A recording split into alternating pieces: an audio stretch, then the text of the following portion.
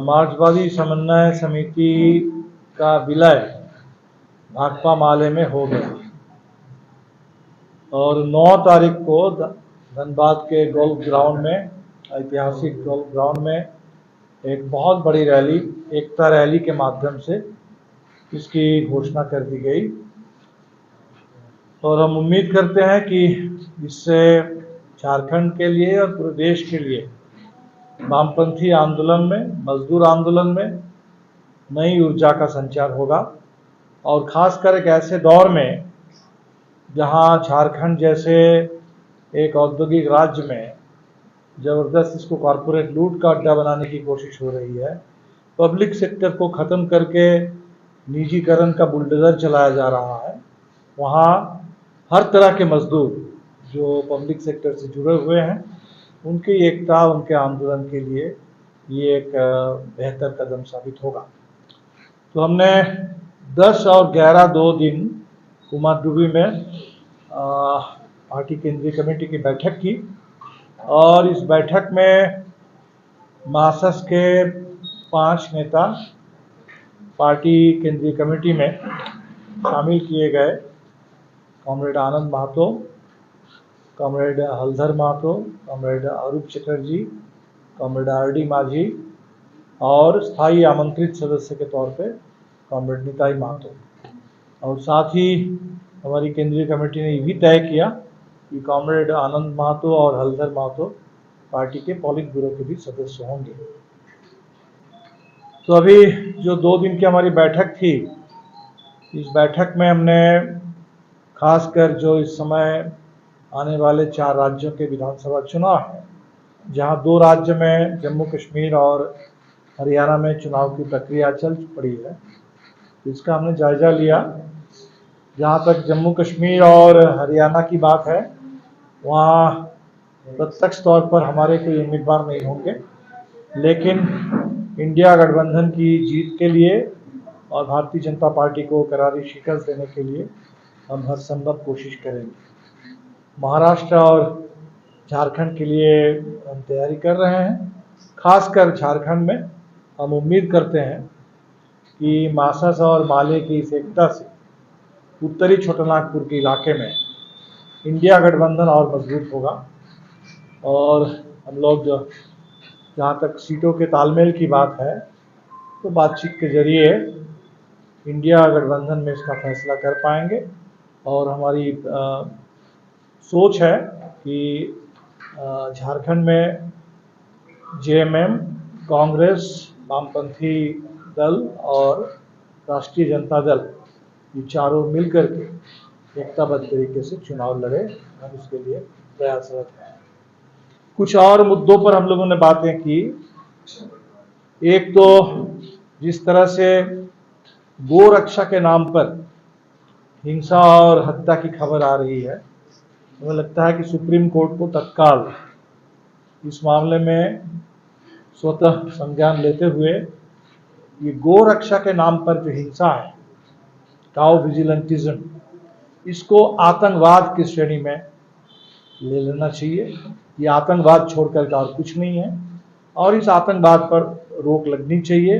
गो रक्षा के नाम पर जो भी दल चल रहे हैं उसको गैर कानूनी घोषित करके इनके खिलाफ कार्रवाई करनी चाहिए कानूनी ढंग से। मोदी जी ने खुद कुछ दिन पहले एक चर्चित अपने भाषण में उन्होंने कहा कि गो रक्षा के नाम पर जो लोग काम कर रहे हैं ज़्यादातर एंटी सोशल एलिमेंट है और वो अपने अपराध को बढ़ाने के लिए गो रक्षक का चोला ओढ़ लेते हैं। और तो इस जहां प्रधानमंत्री ने खुद इस हकीकत को कबूल किया, लेकिन इस पर कोई काम नहीं हुआ और इसके चलते ये लगातार हिंसा बढ़ रही है, हत्याएं हो रही है।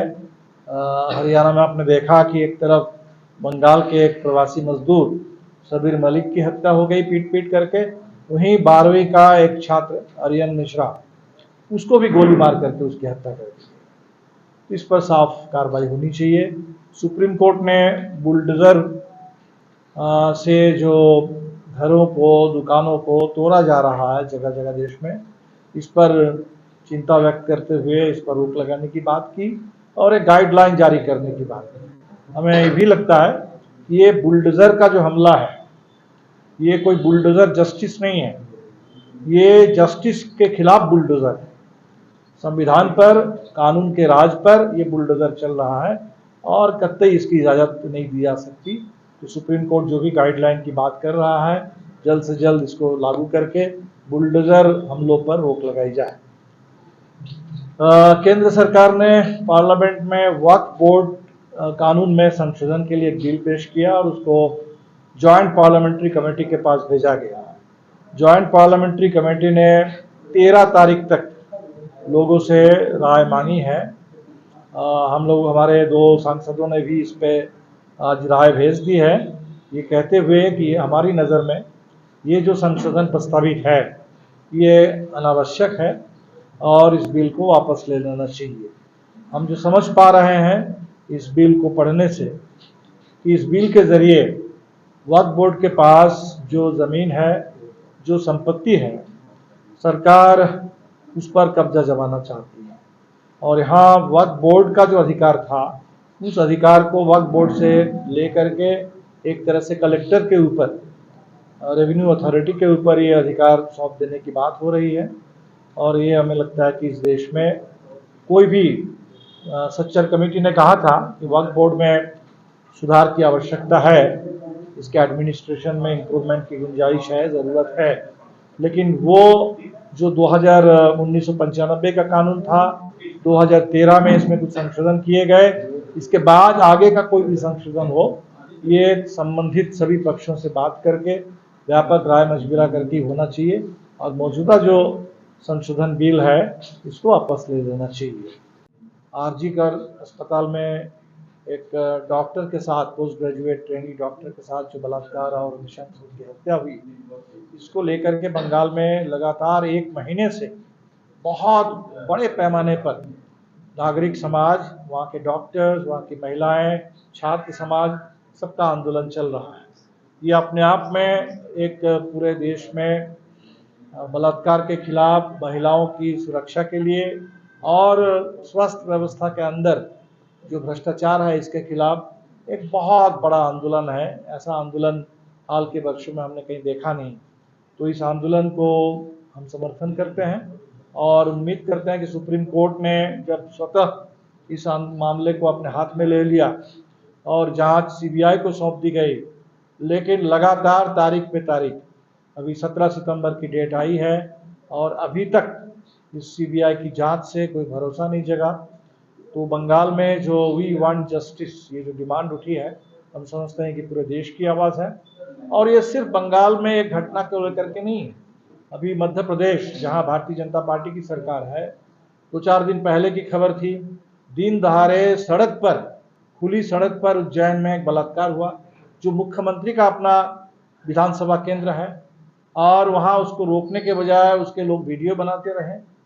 कल की रिपोर्ट है कि इंदौर में 2 सेना के अधिकारी, वो रात में 2 अपने मित्रों के साथ कहीं जा रहे थे, 2 महिलाओं के साथ, और सेना के अधिकारियों के साथ वहाँ जो गाड़ी में 2 महिलाएं थी उनका सामूहिक बलात्कार कर दिया गया। ये मध्य प्रदेश की रिपोर्ट है। तो लगातार, इसलिए मामला सिर्फ बंगाल का नहीं है या सिर्फ आरजी कर का नहीं है। मुजफ्फरपुर में दलित लड़की के साथ ऐसा हुआ, उत्तर प्रदेश में लगातार हाथरस में, उन्नाव में ऐसी घटना की रिपोर्ट आती रही। इसलिए ये पूरे देश में महिलाओं की सुरक्षा का, उनके सम्मान का और ख़ास तौर पर जो 2013 में वर्मा कमेटी की रिपोर्ट के बाद जो संशोधन हुआ था और जिसमें देश की आधी आबादी से सरकारों ने वादा किया था कि कार्यस्थल में किसी तरह के महिलाओं के ऊपर कोई हमला नहीं होगा, उसे बर्दाश्त नहीं किया जाएगा और संपूर्ण सुरक्षित रहेंगी महिलाएं, और लेकिन इसके साथ लगातार खिलवाड़ हो रहा है। तो हम चाहते हैं कि सुप्रीम कोर्ट डॉक्टरों की सुरक्षा के साथ साथ आम महिलाओं की सुरक्षा और ख़ास तौर पर कार्यस्थल में जो यौन शोषण की घटनाएं हो रही हैं, इस पर रोक लगाने की दिशा में सार्थक कदम उठाए और देश में चाहे जिस राज्य में जिस पार्टी की भी सरकार हो, तमाम सरकारें इस मामलों में और गंभीरता से काम लें। तो मोटे तौर पर यही कुछ बातें थी।